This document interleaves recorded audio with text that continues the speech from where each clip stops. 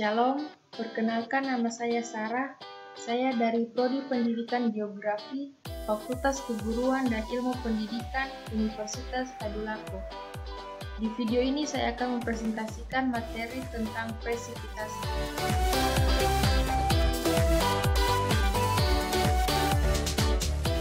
Presipitasi adalah peristiwa jatuhnya air dari langit baik dalam bentuk cair maupun beku dari atmosfer ke permukaan bumi. Semuanya terbentuk dari awan yang terangkat sekitar 8–16 km di atas tanah di troposfer bumi. Jatuhnya air ke tanah atau permukaan bumi disebabkan oleh gaya gesek dan gravitasi. Jenis-jenis presipitasi. Yang pertama, salju. Salju adalah bentuk presipitasi dari air beku, biasanya berbentuk kristal heksagonal bercabang atau berbentuk bintang. Yang kedua, slate. Slate adalah salju yang mencair atau campuran dari hujan dan salju. Yang ketiga, hujan beku. Hujan beku terjadi apabila lapisan udara yang dingin dan membeku waktu mencapai tanah. Yang keempat, hujan es. Hujan es adalah presipitasi dalam bentuk bongkahan-bongkahan es berdiameter 5–50 mm. Yang kelima, gerimis.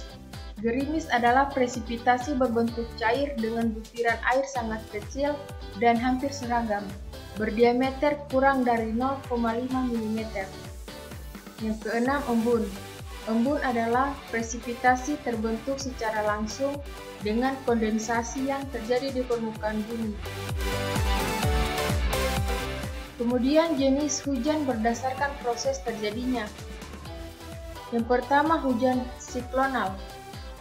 Hujan siklonal adalah hujan yang terjadi akibat naiknya udara panas dari permukaan bumi diikuti adanya angin yang berputar pada titik tertentu. Umumnya jenis hujan ini hanya dapat terjadi di daerah sekitar khatulistiwa. Ciri identik dari hujan ini yaitu mendung gelap pekat secara mendadak dan menghasilkan guyuran hujan yang sangat deras. Kemudian hujan zenital. Hujan zenital ini terjadi akibat pertemuan angin pasat tenggara dan angin pasat timur. Jenis hujan ini umumnya hanya terjadi di daerah sekitar khatulistiwa. Udara panas hasil pertemuan tersebut naik ke atmosfer sehingga menyebabkan suhu sekitar awan turun perlahan. Dengan adanya penurunan suhu tersebut, maka terjadilah kondensasi secara berangsur-angsur yang menyebabkan awan mencapai titik jenuh. Saat titik tersebut, hujan zenital turun ke bumi. Kemudian hujan orografis. Hujan orografis merupakan hujan yang terjadi akibat pergeseran awan yang mengarah horizontal yang disebabkan oleh angin.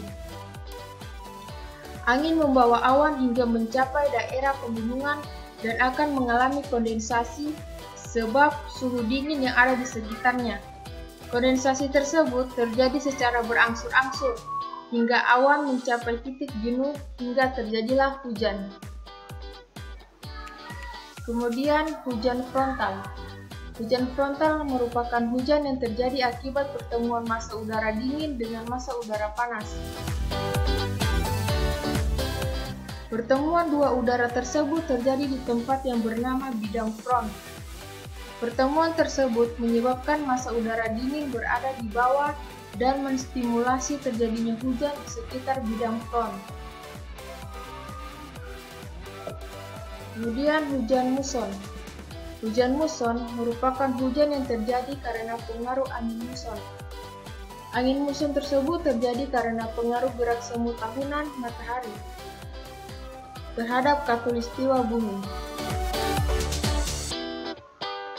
Hujan muson di Indonesia terjadi antara bulan Oktober hingga April, sedangkan di kawasan Asia Timur jenis hujan ini terjadi antara bulan Mei hingga Agustus.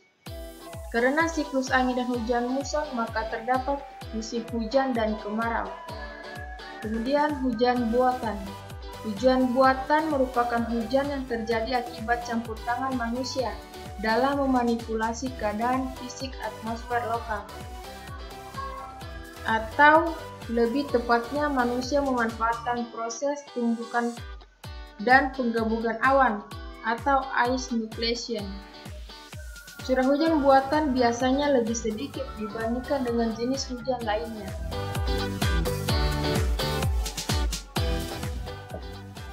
Kemudian jenis hujan berdasarkan curahnya. Dibagi berdasarkan 3 golongan, yaitu hujan sedang, hujan lebat, dan hujan sangat lebat. Hujan sedang yaitu hujan dengan curah atau jumlah air sebanyak 20 mm hingga 50 mm per hari. Hujan lebat yaitu hujan dengan curah atau jumlah air sebanyak 50 mm hingga 100 mm per hari. Sedangkan untuk hujan sangat lebat, yaitu hujan dengan curah hujan atau jumlah air lebih dari 100 mm per hari.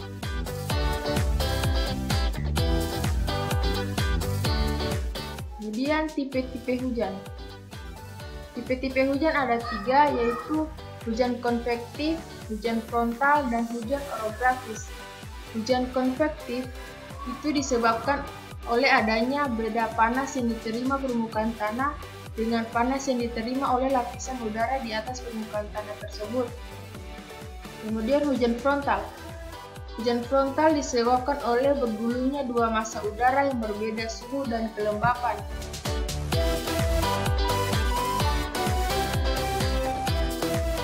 Pada tipe hujan ini, massa udara lembab yang hangat dipaksa bergerak ke tempat yang lebih tinggi. Tergantung pada tipe hujan yang dihasilkannya, hujan frontal dapat dibedakan menjadi hujan frontal dingin dan hujan frontal hangat. Hujan frontal dingin biasanya mempunyai kemiringan permukaan frontal yang besar dan menyebabkan gerakan massa udara ke tempat yang lebih tinggi lebih cepat, sehingga hujan yang dihasilkan hujan lebat dalam waktu singkat. Hujan frontal hangat. Kemiringan permukaan frontal tidak terlalu besar sehingga gerakan massa udara ke tempat yang lebih tinggi dapat dilakukan perlahan dan secara bertahap. Kemudian hujan orografis. Hujan orografik disebabkan oleh massa udara yang bergerak ke tempat yang lebih tinggi mengikuti bentang lahan pegunungan sampai terjadi proses kondensasi. Kemudian proses terjadinya presipitasi. Gambar ini merupakan proses singkat dari proses terjadinya presipitasi atau hujan.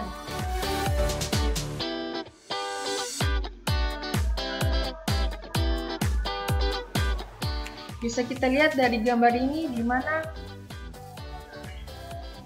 mana air laut mengalami pemanasan yang disebabkan oleh sinar matahari.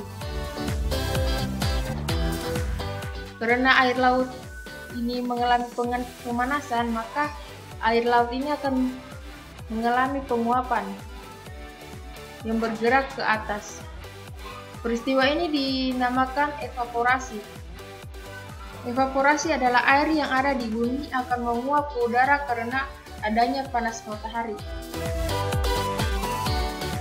Kemudian uap air ini akan mengalami kondensasi yang membentuk awan. Uap air ini akan memadat menjadi titik-titik air kecil yang disebut embun, yang akan terus naik ke atas terbawa oleh angin. Suhu udara yang semakin rendah membuat embun-embun tersebut berkumpul dan memadat dan menjadi awan kecil. Kemudian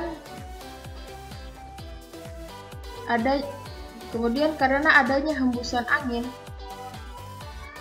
membuat awan-awan kecil ini yang sudah terbentuk bergerak ke tempat lain dan saling berkumpul. Kumpulan awan-awan kecil ini kemudian menyatu, sehingga terbentuklah awan yang lebih besar. Setelah awan besar bergerak ke langit atau tempat dengan suhu lebih rendah, warnanya akan menjadi semakin kelabu. Awan yang semakin kelabu menandakan titik-titik air menjadi semakin berat. Akibatnya, titik-titik air tersebut tidak terbendung lagi dan membuat butiran-butiran air jatuh ke permukaan bumi, sehingga terjadilah hujan.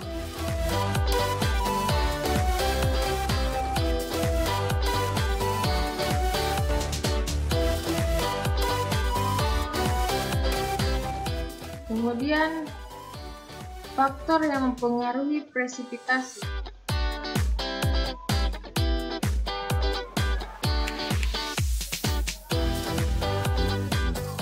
Faktor yang mempengaruhi presipitasi ada 4, yaitu kelembapan udara, energi matahari, angin, dan suhu udara. Yang pertama, kelembapan udara. Salah satu fungsi utama kelembapan udara adalah sebagai lapisan pelindung permukaan bumi. Kelembapan udara dapat menurunkan suhu dengan cara menyerap atau memantulkan sekurang-kurangnya setengah radiasi matahari gelombang panjang dari permukaan bumi pada waktu siang dan malam hari. Kemudian, energi matahari.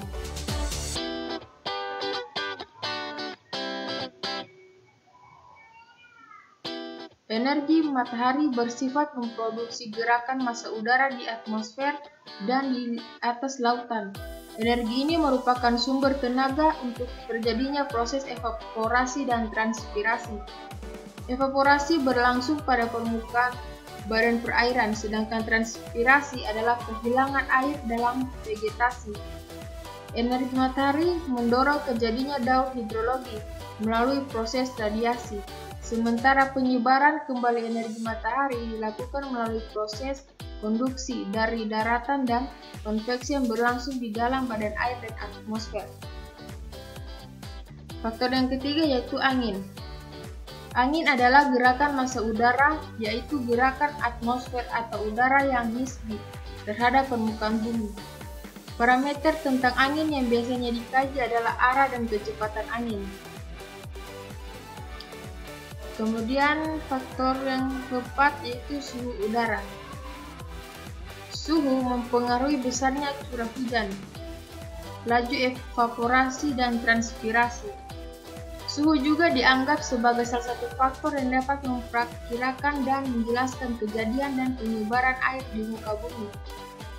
Dengan demikian adalah penting untuk mengetahui bagaimana cara untuk menentukan besarnya suhu udara.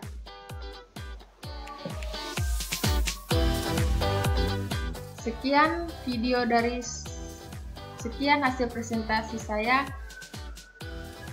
Jika ada salah kata mohon dimaafkan. Terima kasih.